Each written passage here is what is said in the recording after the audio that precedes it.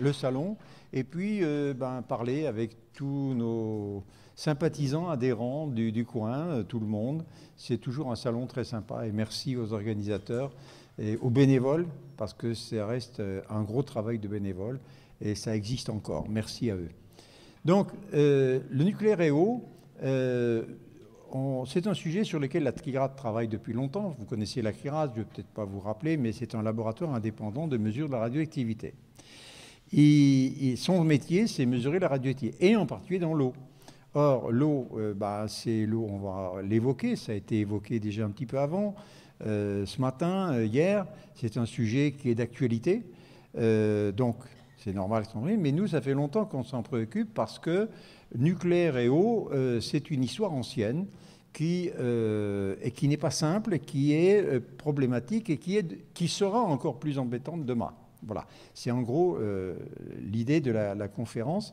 Alors, nous, on avait déjà, pour nos adhérents, traité le sujet à plusieurs reprises.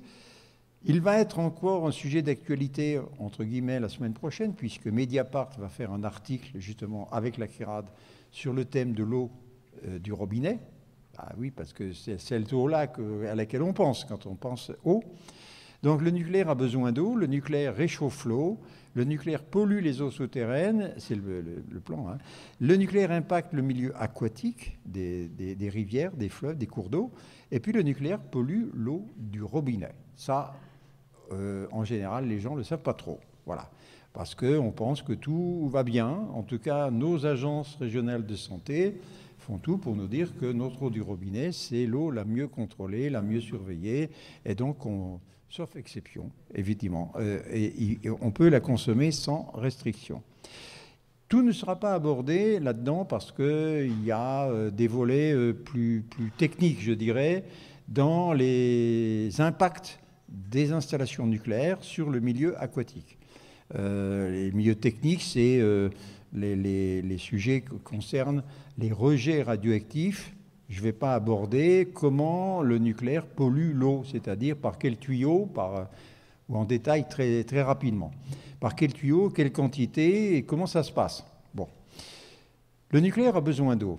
Pourquoi ? Parce qu'une centrale nucléaire, un réacteur nucléaire, ça produit de la chaleur. Or, pour arriver à l'électricité, qui est en fait la partie... Alors oui, c'est ça. Ah, mais ça ne prend pas sur l'écran. Ah ben oui. Il y a des... Bon. Désolé, je ne sais pas si la diapo est souvent à la bonne hauteur. Donc, on part de la chaleur là-bas. Ah ben si, de temps en temps, ça marche un peu. C'est là qu'elle est produite. Et là, on veut de l'électricité, là, à la sortie. Entre les deux, il y a la machine à vapeur. Alors ça, vous me dites, c'est le 19e siècle. Ben non, le principe de Carnot, c'est-à-dire le fait que passer de l'énergie calorifique à l'énergie mécanique, c'était la machine à vapeur, et les rendements, ils ne sont pas 100%. Loin de là. C'est même un principe qui a été établi à l'époque, qui était que ce rendement ne dépassait pas 33%. C'est-à-dire qu'entre la chaleur qui est produite là et l'énergie électrique, parce que le rendement de l'alternateur qui est dans la centrale, il est très bon, lui. Par contre, entre là et là, il y a une grande quantité de la chaleur, les 2/3, qui va partir dans l'environnement, suivant deux circuits possibles. Un circuit qu'on dira fermé, c'est-à-dire un aéro-réfrigérant. L'essentiel de la chaleur part dans l'air, qui n'est pas banal non plus. Et ça, des copains ont fait des travaux là-dessus. Ou la chaleur part dans le milieu naturel aqueux, c'est-à-dire le cours d'eau, hein, la mer. Voilà. C'est une nécessité de refroidir, sinon on va vers la catastrophe majeure. C'est le cas de Tchernobyl, c'est le cas de Fukushima. Si on ne refroidit pas un réacteur, si on n'évacue pas cette chaleur-là, on va vers l'accident majeur. Et tout ce qui a été mis en place depuis Fukushima, les évaluations complémentaires de sûreté, permettent aux exploitants de garantir, moi j'en suis pas si certain, mais en fait, sur le papier, que la centrale ne manquera jamais d'eau ni d'électricité pour continuer à refroidir le cœur du réacteur, même à l'arrêt. Parce que même à l'arrêt, on a encore besoin de le refroidir. Alors, tiens, qu'est-ce qui s'est passé là? Il y a quelque chose qui est apparu. Donc, ces quantités d'eau qui sont nécessaires pour ça, elles sont faibles pour la tour aéroréfrigérante, puisque, faibles relativement, 2 à 4 mètres cubes par seconde, quand même. Hein. Par contre, quand on est dans l'eau de la rivière, du cours d'eau, là, c'est du 40 à 60 mètres cubes par seconde et par réacteur, tout ça. C'est-à-dire que pour une centrale qui est 4 réacteurs, ben, vous multipliez par 4, c'est-à-dire en gros 200 mètres cubes par seconde. On imagine 200 mètres cubes par seconde, ça veut dire qu'il faut du débit. Il est donc évident que sur certains fleuves, certains cours d'eau, ça va être extrêmement compliqué. Alors là, on a représenté les centrales nucléaires de France. On les représente symboliquement toujours par des tours d'évaporation, même là où il n'y en a pas. Par exemple, en bord de mer. Pourquoi? Parce que là, on a la capacité de refroidir sur l'ensemble du... Localement, ça pose des questions, on va le voir, mais globalement, il y a un milieu récepteur qui assure une dilution extrême pour pouvoir refroidir l'eau sans problème. Là, donc, celles-là, elles sont toutes en circuit ouvert. Celles qui sont sur la Loire, petit débit, elles sont toutes en circuit fermé, toutes avec des aéroréfrigérants, parce que le débit de la Loire, il est ridicule. Désolé. Par contre, sur le Rhône, qui a un débit relativement important, eh bien, il y a les deux. Il y a Bugey qui est moitié-moitié, en gros, aéroréfrigérant, moitié le Rhône, direct. Saint-Alban, totalement refroidi sur le Rhône. Cruas, aéroréfrigérant, on les voit bien en passant. Hein. Et Tricastin, totalement refroidi sur le canal d'Onzère-Mondragon, c'est-à-dire le Rhône. Donc voilà le bilan, je dirais, de tous ces réacteurs nucléaires. Je n'ai pas parlé de la Moselle, les petits cours d'eau. La Seine, c'est un petit cours d'eau à côté de ce que nous avons, nous, dans notre région. Et là, évidemment, c'est des aéroréfrigérants dont on aura. Ça posera d'autres questions après, mais je ne vais pas... si on s'est amusé à faire des calculs, nous... c'est sur les besoins en eau du nucléaire. C'est-à-dire quelle est la nécessité. Alors, il faut faire attention, on parle de prélèvement, on parle de consommation. Les termes ne recouvrent pas exactement les mêmes choses. Prélèvement, c'est-à-dire qu'on sait ce qu'on prend, mais on en restitue une partie, plus ou moins importante. Et puis la consommation, c'est ça, on ne restitue pas au milieu naturel. Et si on regarde le nucléaire, donc, pour les eaux douces de surface, je précise bien les conditions, et les eaux douces de surface, eh bien, les prélèvements sont massifs puisque 70% des eaux douces de surface prélevées servent au nucléaire. 70%. On montre souvent l'agriculture. Ah, oui, à tort, enfin pas à tort, je veux dire, ça existe hein, dans les eaux douces de surface. L'agriculture, en fait, ne représente que 8% de cette consommation. Maintenant, l'agriculture pompe aussi dans les nappes. Ce n'est pas seulement dans les eaux de surface. Après l'industrie, ce n'est pas très important, 8%. L'eau potable, celle que nous buvons, prélevée dans ces eaux de surface, ne représente que 9%. Vous voyez, c'est vraiment le nucléaire qui consomme le plus d'eau et largement. Alors ces chiffres, juste une précision, datent de 2000, la date exacte. Or, c'était avant l'arrêt de Fessenheim. Fessenheim a arrêté, donc ça a modifié très légèrement ces pourcentages-là, mais vraiment à la marge, puisque c'est 2 réacteurs, Fessenheim. Donc, quelle est la pression, ce qu'on appelle la pression en eau, la pression sur les fleuves? C'est ce qui est prélevé par rapport au débit moyen. C'est ce qu'on appelle la pression. Voilà, là, il y a une grosse pression sur certains fleuves. Alors, je ne vous demande pas de lire le tableau, ce n'est pas ça qui est intéressant, c'est qu'il y a 3 codes couleurs qui sont représentés en bas. En bleu clair, oui, ça veut dire qu'entre le rapport entre le prélèvement et le débit moyen, et ce qu'on prend est le débit moyen, hein, c'est clair, c'est inférieur à 5%. C'est ce qui est en bleu clair. Et là, en bleu clair, vous avez la Garonne, vous avez la Loire en partie, Et puis, pourquoi? Parce que la Loire est refroidie avec des aéroréfrigérants, comme la Garonne. Vous avez Cruas, parce que Cruas est aéroréfrigérant, effectivement, et le fleuve débite beaucoup. Vous avez les différences de débit moyen. C'est colossal. Quand vous regardez le Rhône en fin de parcours, il y a un débit de 1000, en moyenne, hein, de 1500, en gros, 1500 mètres cubes par seconde, alors que dans le débit moyen, par exemple, de la Seine est de 70 mètres cubes par seconde. On ne joue pas dans la même cour, d'accord? Une qui a un débit moyen très faible aussi, et là, à mon avis, il est exagéré, c'est la Vienne, qui pour moi n'est même pas un fleuve, c'est un cours d'eau, hein, la Vienne, qui cherche à refroidir la centrale de Civaux. Voilà. Curieusement, vous voyez, dans les plus fortes pressions sur le fleuve, c'est ce qui était représenté en mauve, là, nous trouvons ce qui est au centre, là, à peu près, donc Cattenom, Bugey, Saint-Alban. Cattenom, bon, bah, c'est la Moselle, bon, on n'en parle pas trop, 76% quand même de prélèvement par rapport au débit moyen, c'est pas rien du tout.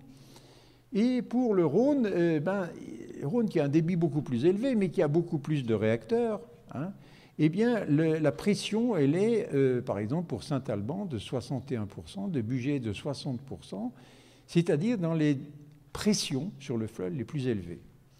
Alors, quand on nous dit qu'on voudrait, enfin, notre président dit qu'il voudrait rajouter là-dessus 2 réacteurs EPR encore plus puissants à Bugey, on va augmenter encore ces pourcentages-là, ce qu'on appelle la pression sur le fleuve. D'accord? Alors, le nucléaire réchauffe l'eau, et là, il y a un calcul qu'on a fait qui est amusant et surtout qui est déroutant. C'est donc pour fabriquer 1 kWh électrique, ça produit 2 kWh de chaleur qu'on balance dans l'environnement. Alors, c'est amusant, c'est dire, en fait, qu'est-ce qu'on rejette comme chaleur dans l'environnement? Qu'est-ce qu'on perd, donc? C'est de la chaleur qui est perdue, qui a en plus des impacts. Eh bien, si on regarde l'électricité produite en France, c'est 380 TWh par an. Le chauffage de l'eau chaude, en moyenne, c'est 360 TWh par an. Le chauffage de l'eau chaude pour tous les foyers, hein. Et ce que rejettent les centrales nucléaires, c'est 2 fois plus que tout le chauffage de tous les bâtiments de France. Ça, c'est impressionnant. Ça veut dire que c'est un des gaspillages qui est monumental. Si on récupérait cette chaleur, voilà ce qu'on pourrait faire. Malheureusement, ça ne se fait pas, ou heureusement, je ne sais pas, parce qu'il est admis que les centrales nucléaires, on ne peut pas les construire en pleine ville. Là où on a besoin de la chaleur. Notre maire de Grenoble, à une époque, M. Dubedou, avait imaginé construire une centrale nucléaire au cœur de Grenoble pour chauffer toute la zone sud de la ville. Pardon? Non, ça c'était de recherche. Non, c'était construire un réacteur nucléaire qui serait là pour produire un peu d'électricité et toute la chaleur de la zone sud de Grenoble. Ça ne s'est pas fait. Pourquoi? Parce qu'il y a eu Three Mile Island, il y a eu des pépins graves dans des installations nucléaires, et là on s'est dit que c'était peut-être pas le bon choix. Mais c'était un ancien ingénieur du CEA, le maire de Grenoble, Dubedou. Là, c'est le nucléaire réchauffe l'eau, et c'est intéressant, c'est de faire un bilan un petit peu par fleuve, par centrale. Il y a 2 pastilles, il y a une pastille jaune qui donne l'échauffement autorisé, ça c'est la réglementation, c'est encadré tout ça, hein, l'échauffement autorisé, et en bleu c'est la température maximale en sortie de réacteur dans le fleuve. Bon, on sait très bien qu'un fleuve, vers 30 degrés, la vie aquatique elle n'est pas bonne, ça ne se passe pas bien. Eh bien c'est justement la limite qui a été fixée de température maximum, en gros de 28 degrés, en gros en moyenne sur les fleuves. Il ne faut pas que ça dépasse 28 degrés en aval. Et puis il y a la différence de température amont-aval. Là où il y a des aéroréfrigérants, l'essentiel de la chaleur part par les tours. Du coup, la différence, le delta température, il est faible, il est de moins de 1 degré. En général, c'est 1 degré environ, hein. C'est Cruas par exemple, c'est 1 degré. Par contre, comme Tricastin, là où il y a un refroidissement direct par le fleuve, ben là, on autorise une augmentation de température du fleuve plus élevée, puisque ça va à 6 degrés, donc à Tricastin. Alors, vous voyez, sur toutes les installations qui sont sur le Rhône, chacune échauffe. Hein, Bugey, 5 à 7 degrés, suivant la période, etc., enfin les conditions. Là, Saint-Alban, c'est de 3 à 4 degrés. Cruas, 1 degré. Tricastin, 4 à 6 degrés. Ça fait une augmentation de température importante. Heureusement, le Rhône a des affluents, qui fait qu'ils font refroidir la Marmite un peu.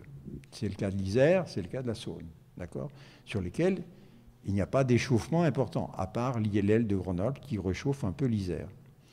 Et du coup, quand on fait le bilan de ces réchauffements de l'eau, eh bien, dans le cadre réglementaire, si on appliquait le cadre réglementaire qui était défini par les exploitants eux-mêmes, la demande des exploitants, et qui a été validé par les autorités de contrôle, l'autorité de sûreté nucléaire, eh bien, ces règles-là que je vous ai dit juste avant, est-ce qu'elles sont appliquées? Ben non. Malheureusement, il y a tout un tas de cas où ça ne peut pas fonctionner.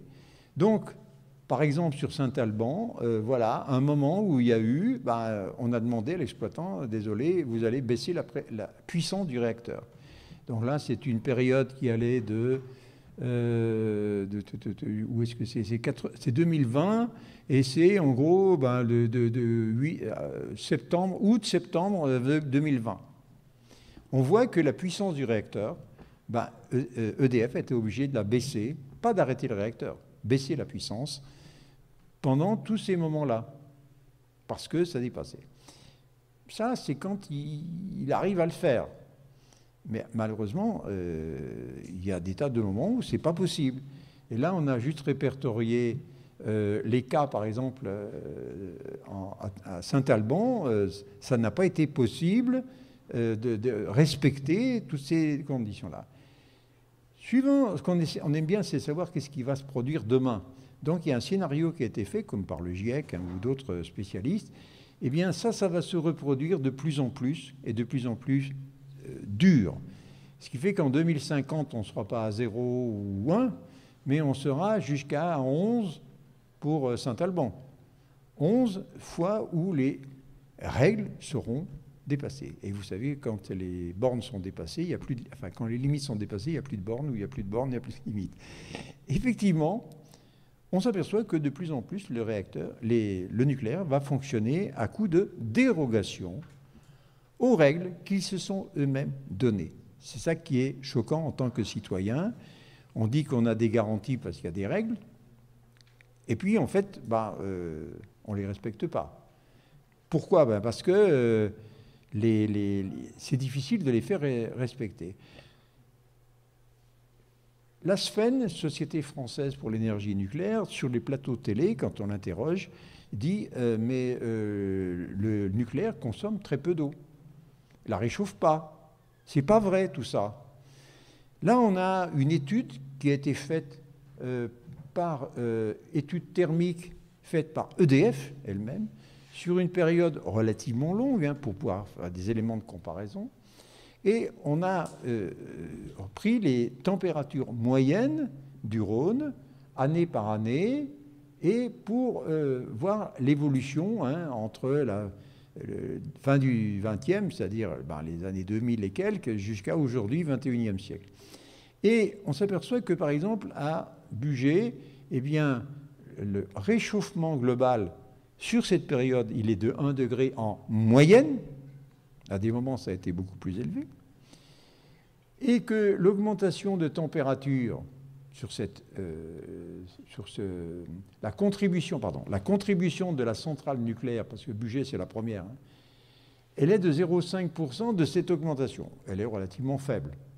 Par contre, quand on va descendre le long du Rhône, en bas de la vallée du Rhône, la contribution du nucléaire à l'élévation de température, qui est un peu plus élevée, effectivement, là on est à 1,4 degré d'élévation de température sur la période considérée, 86% de cette augmentation de température moyenne du Rhône, elle est due au nucléaire. 86%. Ça veut dire qu'effectivement, il y a une contribution très très élevée du nucléaire au réchauffement. Le nucléaire pollue les eaux souterraines. Alors, normalement, le nucléaire n'a pas le droit de se refroidir sur les nappes phréatiques. Le nucléaire n'a pas le droit de rejeter des éléments chimiques ou radioactifs dans les nappes phréatiques. C'est interdit. Il n'empêche que, on en retrouve.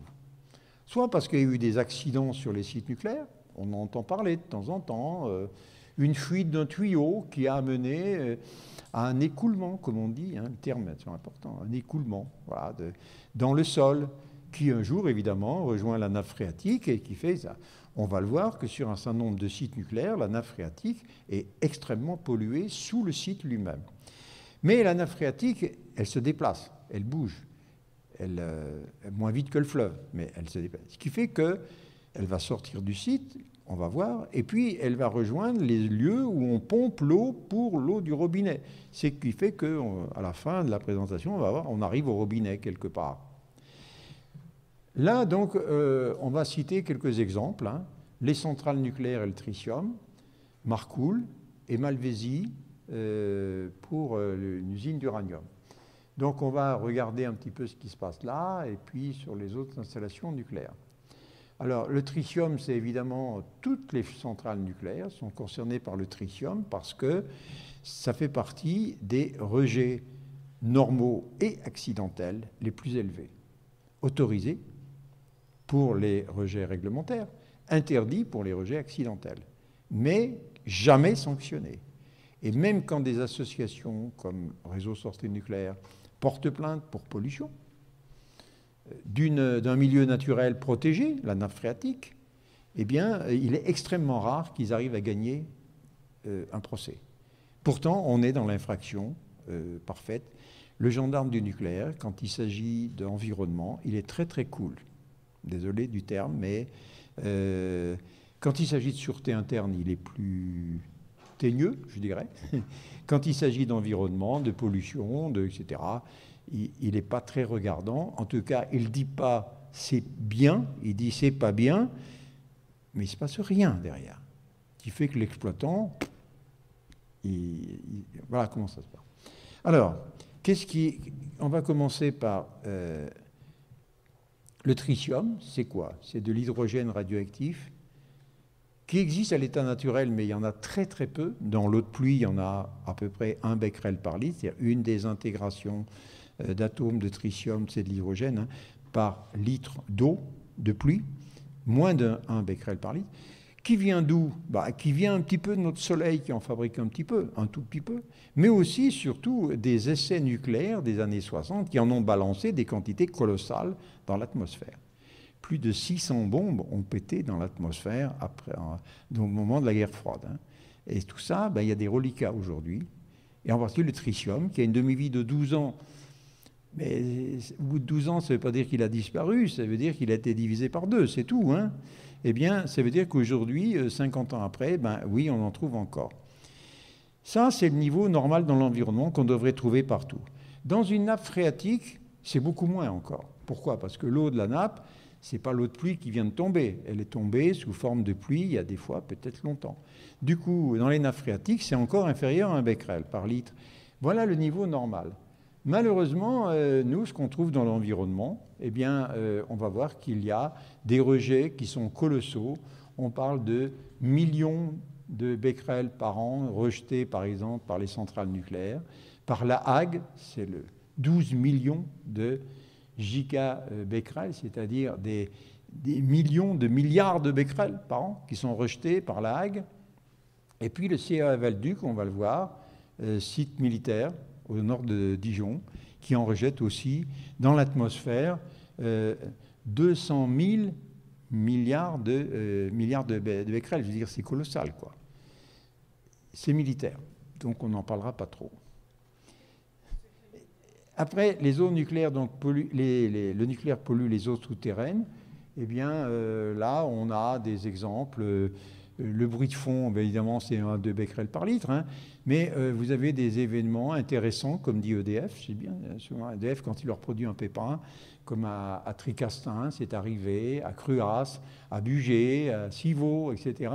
Et bien là, EDF a trouvé beaucoup plus, puisqu'on on a trouvé jusqu'à 28, à Tricastin, 28 900 becquerels par litre de tritium dans la nappe phréatique sous le site de Tricastin.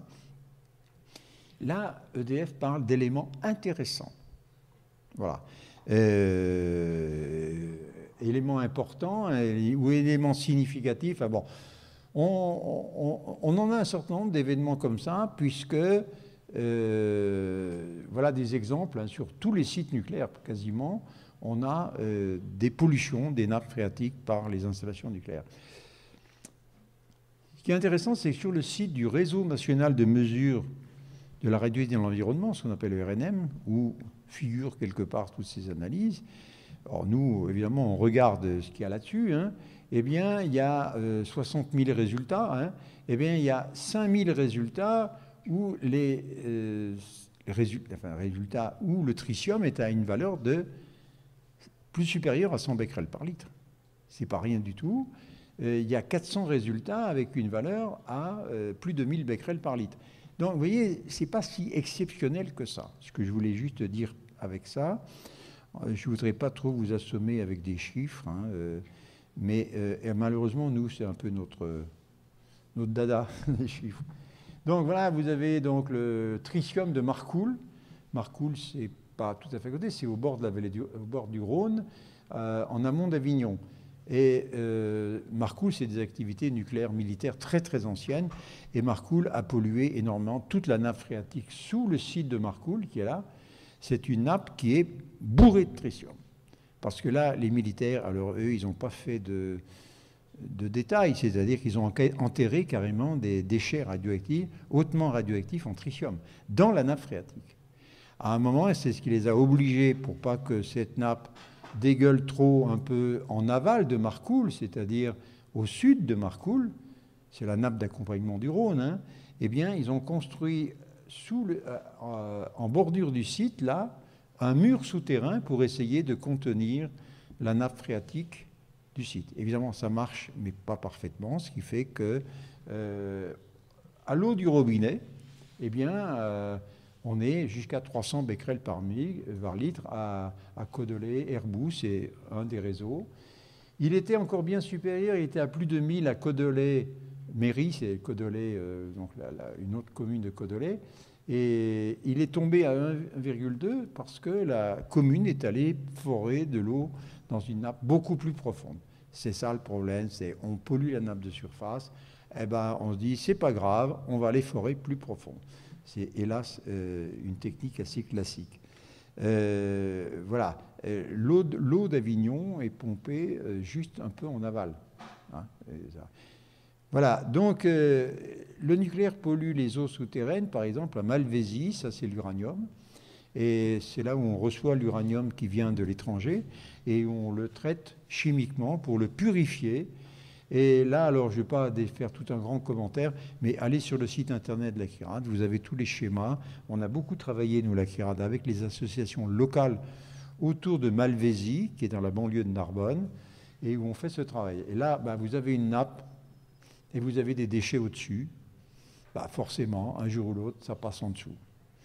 Là encore, on construit un mur souterrain pour essayer d'emprisonner la nappe. Ce qu'ils appellent une barrière géotechnique, j'aime bien dans le vocabulaire. Évidemment, ce n'est pas efficace à 100%, etc.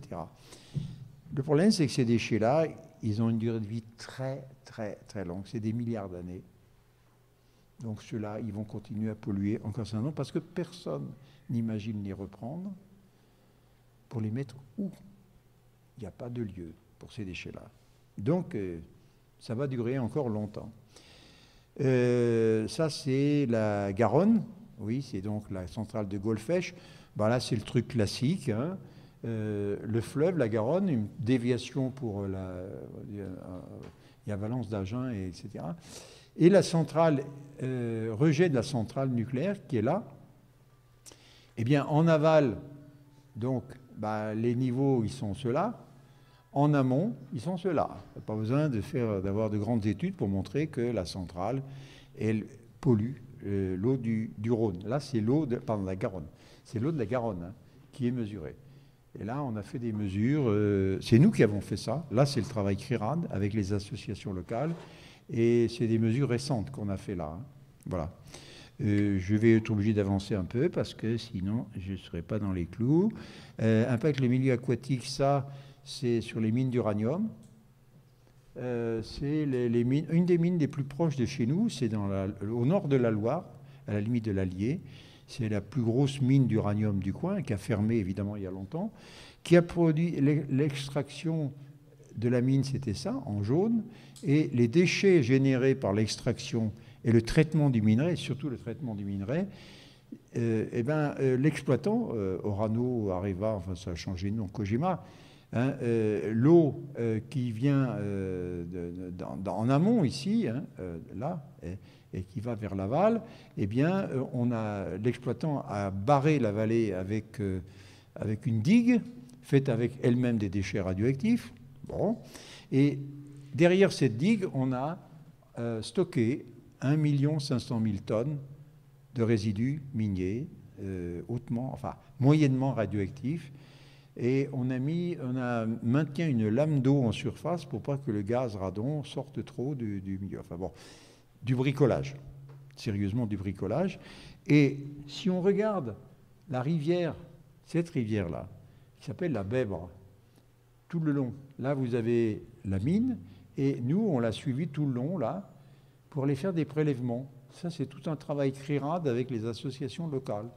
Eh bien, on voit que quand on va s'éloigner, évidemment, très loin là-haut, ça diminue la radioactivité, mais ce sont des valeurs. Alors, j'ai du mal à trouver, voilà, pour les avoir en entier. C'est des valeurs qui sont très importantes, évidemment, près de la mine, là où on n'a pas très bien. Quand on s'éloigne, ça diminue, mais ça diminue pas vite. Or, vous avez ici à Saint-Clément, vous avez un lac de plaisance qui est alimenté par l'eau de la Bèbre, etc., etc. Je peux vous dire que les associations locales se bagarrent, mais n'arrivent pas à exiger de Orano Mine, hein, qu'ils traitent correctement le problème à la source, c'est-à-dire là où il y a la mine d'uranium, avec ses déchets. Ce qui fait que, évidemment, tout ça, ça part loin. Voilà. Après, le nucléaire pollue l'eau du robinet, j'en arrive à la fin. Effectivement, quand on regarde, nous, la CRIRAD, on n'a pas les moyens d'analyser l'eau du robinet de toutes les communes de France, et tous les mois. Hein. Par contre, on nous garantit, l'Agence régionale de santé nous garantit que c'est fait. C'est fait par qui? C'est payé par celui qui distribue l'eau. C'est un réseau privé ou intercommunal. Hein. Et c'est fait par des experts, enfin des laboratoires officiels. Nous, ce qu'on critique dans ces trucs-là, c'est que, d'abord, c'est que récent, ça. C'est que depuis 2005, vous imaginez, 20 ans, même pas 20 ans, que l'on contrôle la radioactivité de l'eau du robinet. Avant, on ne faisait rien. Bon, c'est mieux que rien, vous me direz. Mais, du coup, nous, on s'était beaucoup bagarré pour ça. On disait, mais on nous dit que l'eau du robinet, c'est mieux contrôlé. C'est peut-être pas faux, mais sauf que du point de vue radioactivité, il n'y avait rien. Depuis 2005, il y a quelque chose. Le système, nous, la CRIRAD, nous l'avons, et vous avez des dossiers là-dessus, nous l'avons critiqué. Parce qu'il est mal foutu. C'est-à-dire qu'il ne garantit pas que si on est dans les normes, on protège la santé des gens. C'est ça qu'on est censé attendre. Donc, on critique le système. Mais en plus, on s'aperçoit que à partir de ces mesures qui sont faites, puisqu'il y a des obligations de faire des mesures, eh bien, il y a 2 sites Internet sur lesquels vous pouvez trouver ces mesures. Alors, vous imaginez, sur les 36 000 communes de France, je ne sais pas combien de réseaux ça représente, un paquet de réseaux, et puis des analyses. Suivant les communes, il faut faire plusieurs analyses par mois. Si c'est un réseau d'une petite commune de campagne, on fait une analyse tous les 10 ans. C'est pas la même chose. Donc, au total, ça fait un paquet de mesures. Tout ça, figure sur 2 sites Eurovnat et data.gouv.fr. Je vous enjoins, si vous êtes curieux, et je vous enjoins à être curieux sur ce sujet-là, d'aller sur ce site internet pour aller consulter l'eau du robinet de votre commune, n'est-ce pas? Eh bien, bonjour la patience. Parce que vous avez fort peu de chances de tomber sur les analyses radioactives. Alors, vous allez trouver des tas d'autres trucs, sur les nitrates, etc. Mais sur la radioactivité, les obligations sont extrêmement faibles, je dirais. Et avec des techniques qui ne sont pas bonnes. Enfin là, je ne vais pas rentrer dans le truc. Mais au moins, il y a des mesures. Nous avons fait ce travail, la CRIRAT, pour vous. C'est-à-dire que nous avons compilé toutes les analyses disponibles sur le site du Réseau national de mesures, ces sites-là, etc. Une compilation sur la période 2016-2023. Ça a donné un résultat, une carte de France, en disant, ben voilà, où les zones où ça craint ou les zones où ça craint pas. Alors là, je vais débalancer, voilà. Analyse réglementaire. En fait, dans ces analyses réglementaires, on s'est aperçu que sur les 30 000 communes de France, il y en avait quand même près de 4 000 sur lesquelles il n'y avait aucune donnée. C'est-à-dire que personne n'a rien fait depuis 20 ans.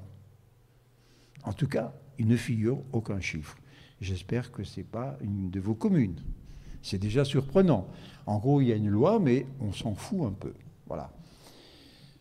Sur les autres communes, dans 173 communes de plus de 5 000 habitants, plus de 5 000 habitants, ce n'est pas rien du tout.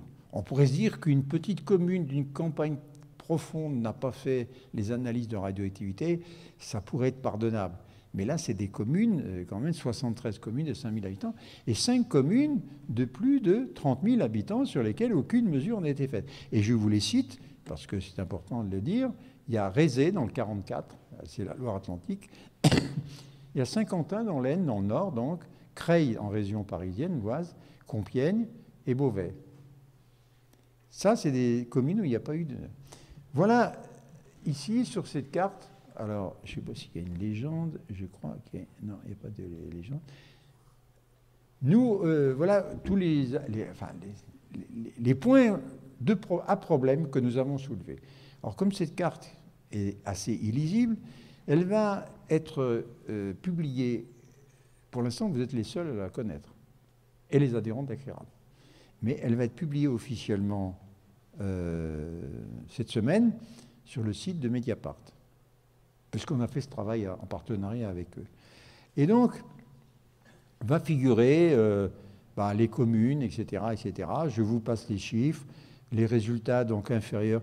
Il y a un gros problème, par exemple, il y a des analyses qui sont faites avec ce qu'on appelle des limites de détection qui sont lamentables. La limite de détection, c'est le labo qui a fait l'analyse et qui dit « Moi, en dessous de cette valeur, je ne sais pas. Tout ce que je peux affirmer, c'est que ça ne dépasse pas cette valeur. » C'est une limite de détection. Toute mesure, dans toute mesure, il y a une limite de détection.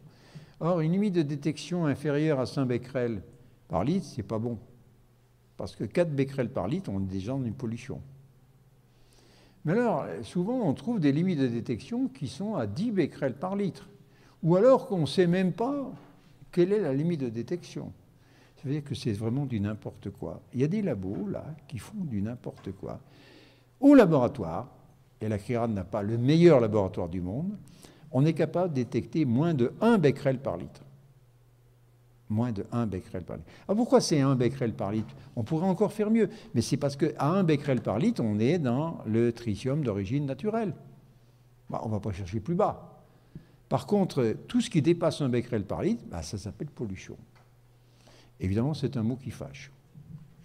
Donc, et je terminerai sur les diapos, je crois que c'est la dernière à peu près, qui dit quoi? Qui dit que en France, là où on dépasse nettement le 1 becquerel par litre, il y a en gros 3 zones. Vous voyez, c'est tout le bassin de la Loire.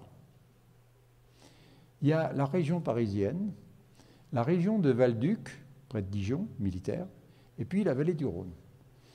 Le plus fort, je dirais, c'est ce que vous avez dans la région, la basse vallée de la Loire, Nantes. Pourquoi? Parce qu'il y a beaucoup de centrales sur la Loire qui rejettent de la radioactivité dans le même milieu, la Loire, qui a un débit qui est ridicule. Donc la dilution ne fonctionne pas bien, ce qui fait que quand l'eau arrive au robinet, elle ne s'est pas bien diluée. Du coup, on a des niveaux qui sont très importants. Ça, c'est scandaleux, parce qu'il ne se passe rien dans le coin. Les communes ne font rien, les réseaux ne font rien. Pourtant, on les a alertés déjà depuis longtemps, nous. Et là, vous avez des valeurs qui sont vraiment scandaleuses, à plusieurs centaines de becquerels par litre, l'eau au robinet. On parlera éventuellement tout à l'heure, si vous avez des questions, sur quelles sont les normes. À partir de combien l'eau du robinet ne pourrait pas être considérée comme consommable. Il y a la vallée du Rhône qui a pas mal de centrales nucléaires, mais avec la grande différence, c'est ce qui est en bas, c'est que le Rhône a un débit colossal par rapport à la Loire. Ce qui fait que la dilution fonctionne pas mal. Du coup, les dépassements, oui, il y en a. Dans la basse vallée du Rhône, on a parlé de Marcoule, on a parlé de la région de Bolène, etc., Tricastin, un petit peu dans la région de Lyon, etc. Oui, il y a des... Voilà, mais elles ne sont pas très colossales. Là où elles sont très importantes, c'est CEA-Valduc, parce que là, ils rejettent énormément. Et tout le département de la Côte, et des rejets aériens, tout le département de la Côte d'Or, toutes les eaux du robinet du département de la Côte d'Or sont polluées par le tritium de Valduc. Nous l'avons démontré dès les années 90. Ce n'est pas d'aujourd'hui. Et ça continue. Et puis, il y a un petit épiphénomène du côté de Golfech, évidemment, parce que la Garonne, petit débit, et deux gros réacteurs à Golfech. Donc, des rejets, ce n'est pas tellement le problème thermique, ça, c'est la pollution radioactive qui n'est pas diluée correctement pour pouvoir disparaître. Parce que les gens du nucléaire disent oui, on rejette, mais ça se disperse, ça se dilue et ça disparaît. Évidemment, c'est un miracle qui ne fonctionne jamais dans la science. Mais n'empêche qu'ils le maintiennent. Là, vous avez l'exemple de Paris où, en gros, à Paris, il y a 3 réseaux de distribution. Le centre de Paris, qui est là, et qui est alimenté par une eau pompée juste en aval de Nogent-sur-Seine, centrale nucléaire. Le centre de Paris, l'eau, elle dépasse les valeurs. Ils avaient les valeurs là, entre 10 et 30 becquerels par litre, au centre de Paris. Par contre, les 2 autres réseaux pompent dans des endroits où ils sont moins en influence avec nos gens. Du coup, là, l'eau est en dessous des 10 becquerels par litre. Voilà, on a représenté. Ça a demandé un gros travail parce qu'on ne comprenait pas pourquoi on trouvait ces valeurs dans Paris, au centre de Paris, pourquoi plus élevées qu'ailleurs, plus près de nos gens, par exemple. Il a fallu qu'on remonte dans les réseaux jusqu'au pompage pour comprendre qu'il y avait ce problème. Et puis, là, je terminerai. Les écarts, oui, c'est ce que j'ai viens d'expliquer. Et là, vous avez le CEA-Valduc. C'est Côte d'Or. Alors, le CEA-Valduc est juste au nord de Dijon. Et alors, c'est la seule installation nucléaire, militaire. Mais il n'y a pas de fleuve. Alors, comment on fait pour rejeter la radioactivité? Eh bien, on l'évapore. L'eau trichier, c'est de l'eau. On fait bouillir de l'eau. Alors, ça consomme à mort. Mais enfin, les militaires, ils ne sont pas ça prêt. Ça consomme. On évapore de l'eau radioactive. Et du coup, ça part en panache. Et ça retombe sur tout le département. Enfin, presque tout le département. La Côte d'Or, c'est tout ça, vous voyez. Eh bien, la moitié de la Côte d'Or, là, elle est polluée par les eaux, par de Valduc. Évidemment, ce sont des militaires, personne ne dit rien. Voilà. Alors, tout ce travail a été fait par la CRIRAD, grâce à ses adhérents. Donc, je vous invite à nous soutenir. Nous avons un stand ici, et puis à adhérer à la CRIRAD. Et puis, si vous avez le temps un petit peu après, de regarder l'expo qu'on a fait, qui est disponible si vous souhaitez l'utiliser dans le cadre d'une fête ou d'une chose comme ça. Elle est gratuite, évidemment. Et j'ai même fabriqué les supports pour la faire gratuite, pas trop lourd. Voilà. Bien, en tout cas, merci.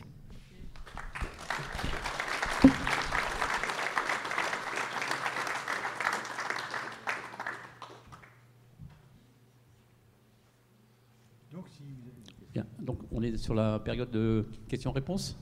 Voilà. Y a-t-il des questions?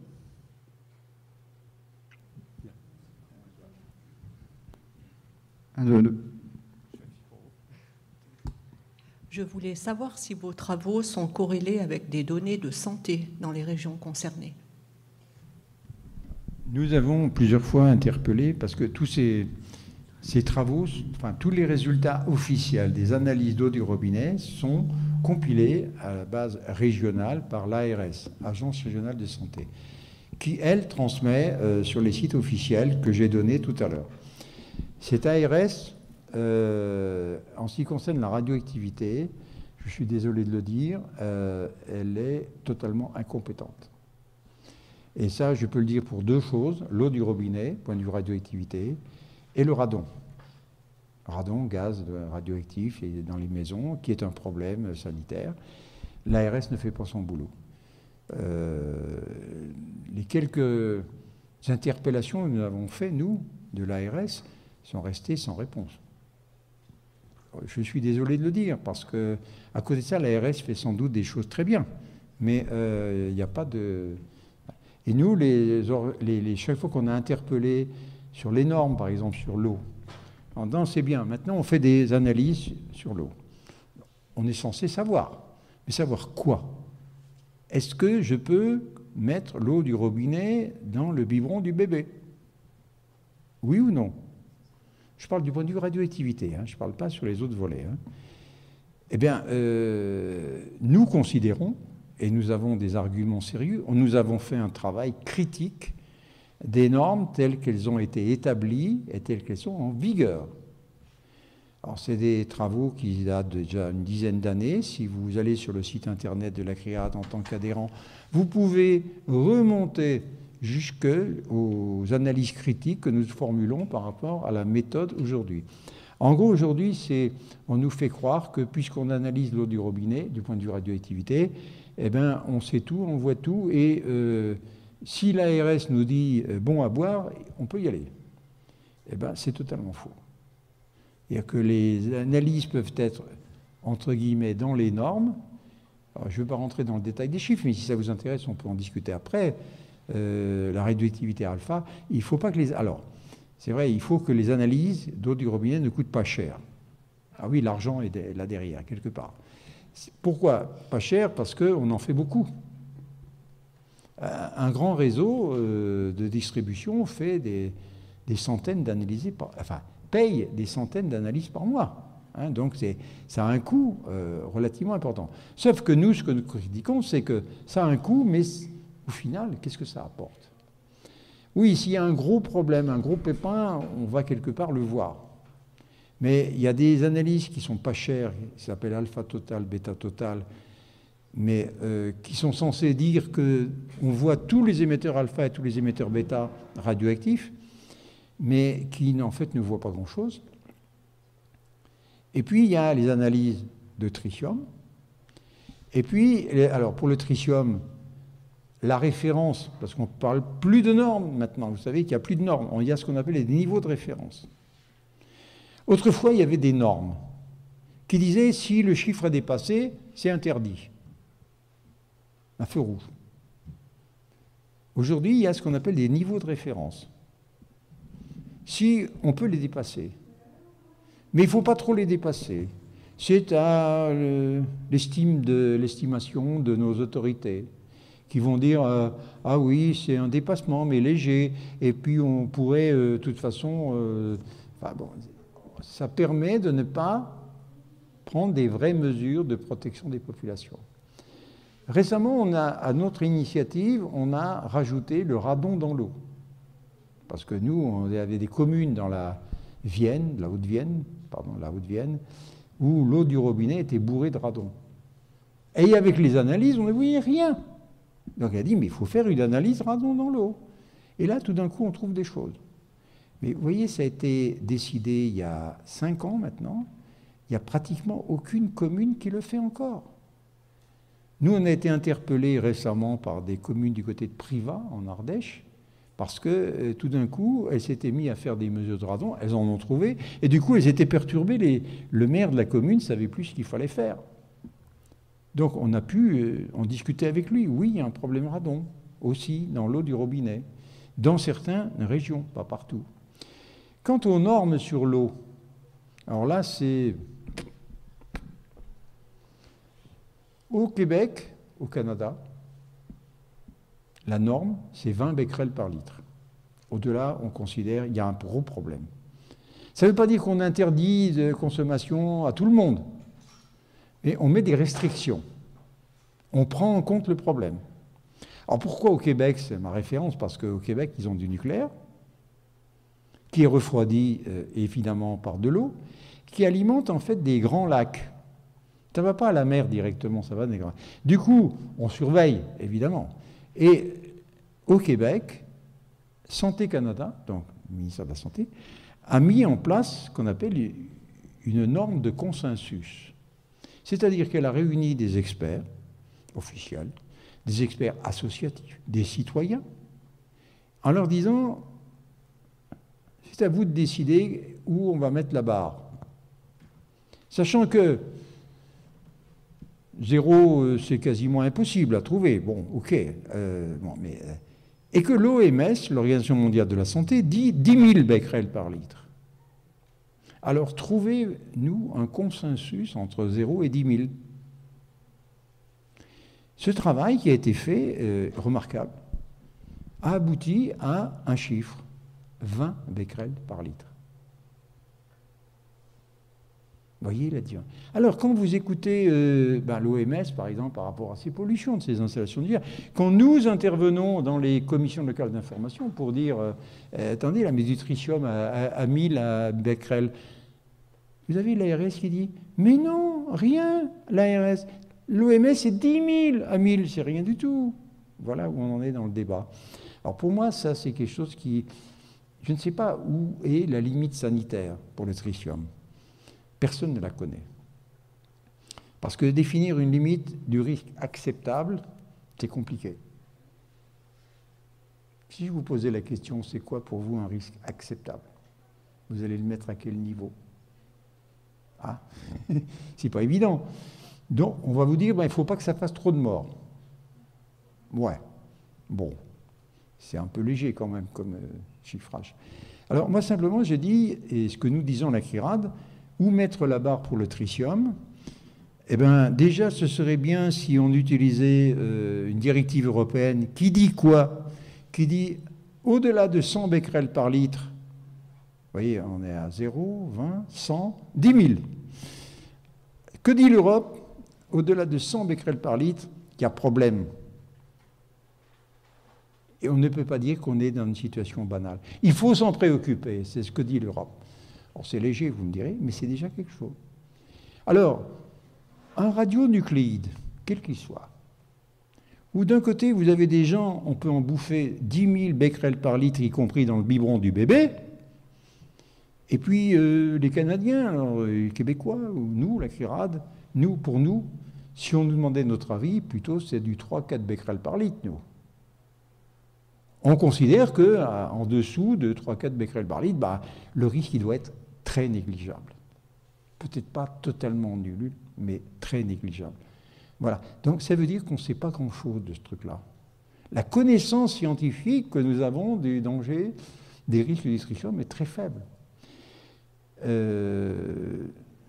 Voilà la conclusion, c'est qu'on ne sait pas grand-chose. N'empêche qu'on continue d'en rejeter. Voilà. Pour moi, c'est là le problème. Alors, quand on vous parle de principe de précaution, c'est complètement nul, là. Pourquoi? Là, on est dans le principe de prévention. On sait qu'il y a des risques, on ne sait pas à quel niveau, mais on sait qu'il y a des risques. Voilà. Le principe de précaution, on dirait, c'est on arrête tout, aujourd'hui. Excusez-moi, la réponse a été un peu longue. Y a-t-il d'autres questions?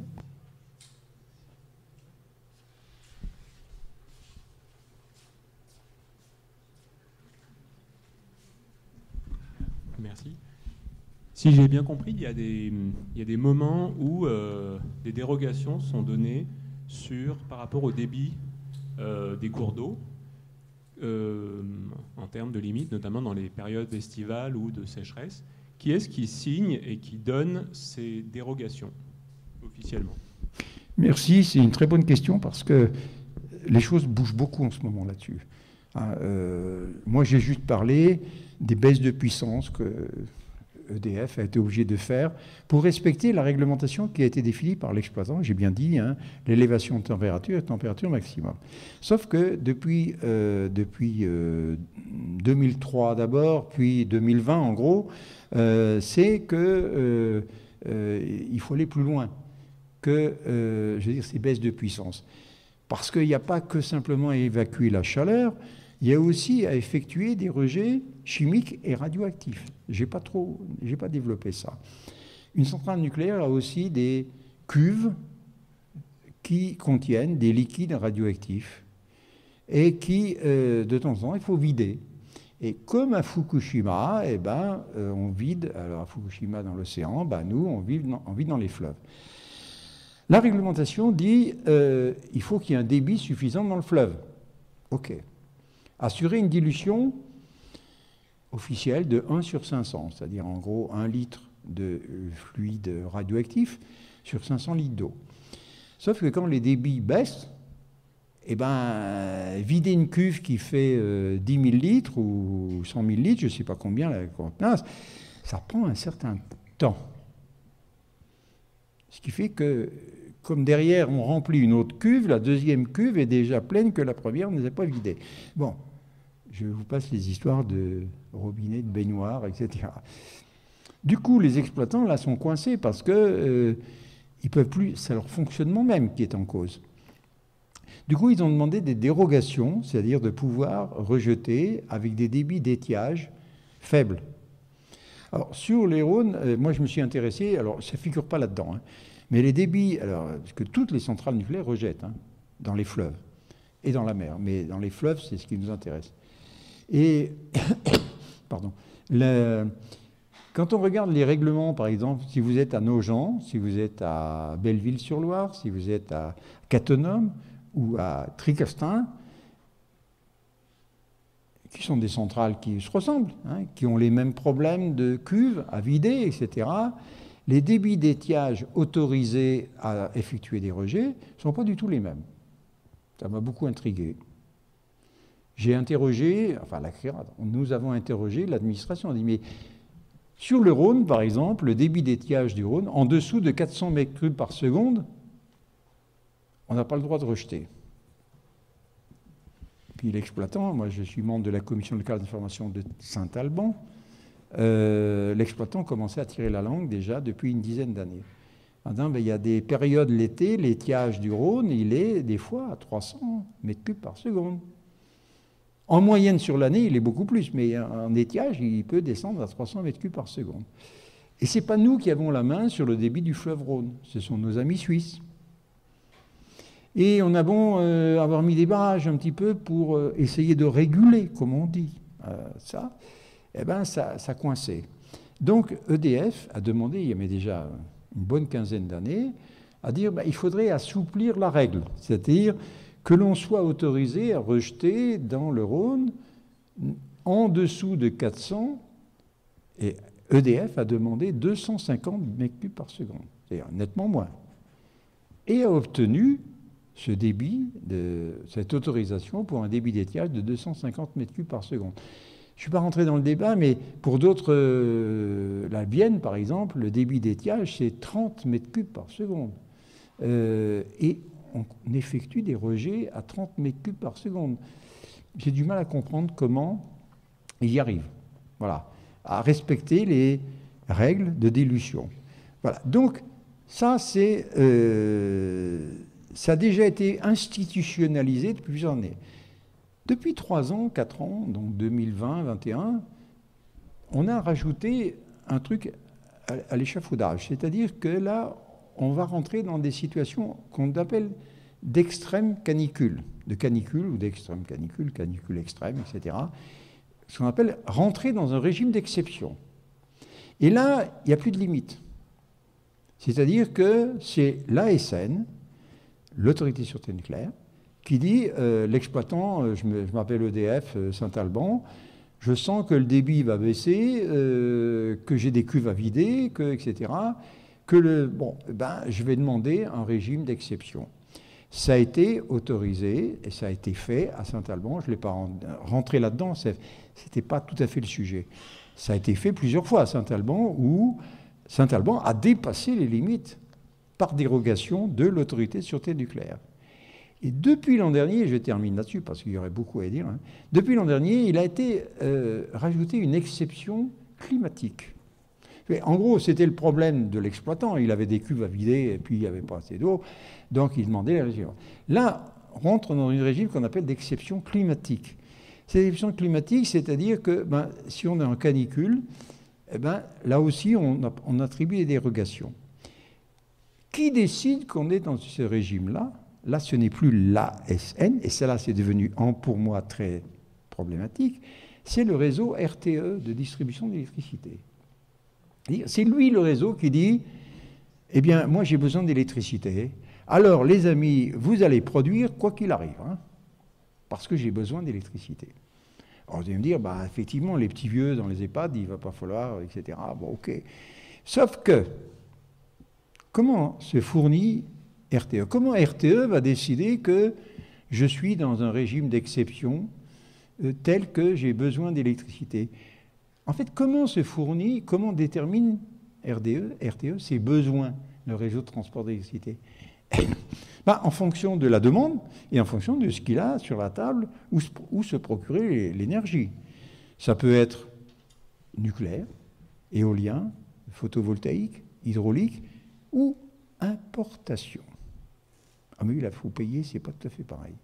Du coup, moi, j'ai pas mauvais esprit, mais si j'étais à la place de RTE, au lieu d'importer l'électricité, forcément, c'est une période qui est tendue, donc je vais la payer cher. Vous savez que l'électricité, le prix, je ne parle pas du coût, l'électricité échangée au niveau européen, ça va de moins valeur négative, le prix du mégawattheure, jusqu'à des valeurs de 1000 € le mégawattheure.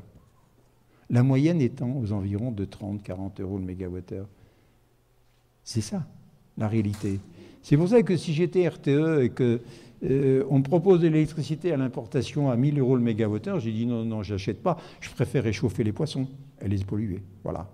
C'est ça la nouveauté, je dirais. Je ne suis pas trop rentré là-dedans, mais tout ça est en pleine évolution et va en empirant. On a bien compris. Les préfets n'ont pas de rôle? Non, les préfets n'ont rien à voir là-dedans. Non, ça c'est quelque chose qui se règle au-dessus.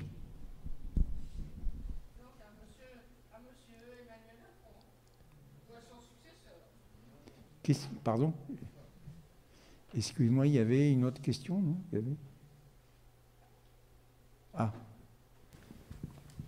Notre ami Philippe. Oui, un complément sur ce que tu as parlé, sur les normes, sur les réglementations et sur la dérogation.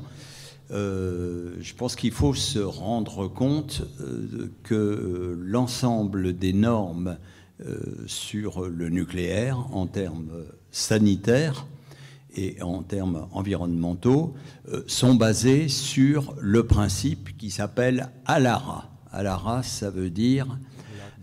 on ne va pas dire Allahu Akbar, comme on l'avait dit une fois. Non, c'est ALARA, c'est en anglais...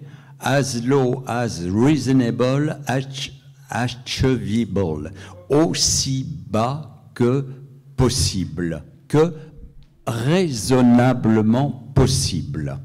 Et vous savez qui est à la tête de l'organisme international qui crée les normes? Un physicien nucléaire? Un médecin? Non, un économiste spécialiste du coût-avantage, des calculs coût-avantage. Et d'où vient-il? Il vient d'une association française qui est subventionnée par CEA, EDF, Orano. Voilà. IRSN. Pardon? IRSN. Et IRSN. Expert de l'État. Expert de l'État. Voilà. Donc un économiste et non pas un scientifique médical ou de physique. Donc, quand on parle de normes, il faut vraiment arriver à faire un historique de ces normes-là, de la même façon que pour tous les régimes d'exception auxquels on arrive de plus en plus, vu qu'on veut relancer le nucléaire. Donc depuis 2 ans maintenant, il y a des lois qui remettent en place des processus d'exception qui baissent les normes environnementales qui étaient appliquées à tout projet. Cela pour pouvoir relancer le nucléaire. Alors, pour compléter, je suis d'accord avec ce que tu dis. Il ne faut jamais oublier, pour nous, citoyens, qu'une norme n'est qu'un compromis entre un avantage économique et un dégât sanitaire. Ça veut dire un nombre de morts. Qui décide où on met la barre? Pas nous, pas vous, pas moi. Ce sont des experts qui vont travailler sur des documents, etc. Et ceux qui disent, vu les avantages, donc avantages, eh bien,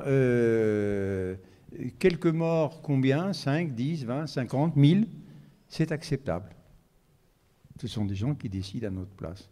Alors, pour moi, qu'on ait mis des normes ou des OMS à 10 000 becquerels par litre pour le tritium, c'est pas par hasard. L'OMS, en théorie, n'a pas d'intérêt direct dans le nucléaire, bien qu'elle ait signé un accord de partenariat avec la IEA en 1959. Mais elle n'a pas d'intérêt direct, simplement, à qui bénéficie le crime? Parce que moi, j'appelle ça un crime. Faire boire de l'eau à 10 000 becquerels par litre, c'est un crime.